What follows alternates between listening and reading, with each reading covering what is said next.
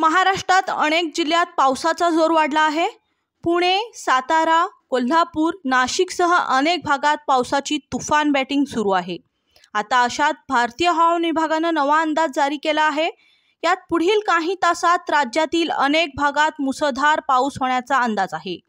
सविस्तर बातमी पाहण्याआधी आपण जर आमच्या हॅलो बळीराजा या चॅनलला सबस्क्राइब केला नसाल तर सबस्क्राइब करा, जेणेकरून आमचे अपडेट तुम्हाला लवकरात लवकर मिळतील।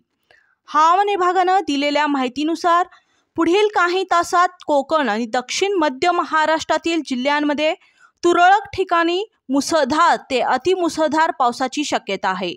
तसेच मराठवाड्यात देखील पावसाचा जोर राहणार आहे। संभाजीनगर, बीड, अहमदनगर, पुणे, सातारा, सांगली, नाशिक, कोल्हापूर, सोलापूर या जिल्ह्यात पुढील काही तासात मुसळधार पावसाची शक्यता वर्तवण्यात आली आहे।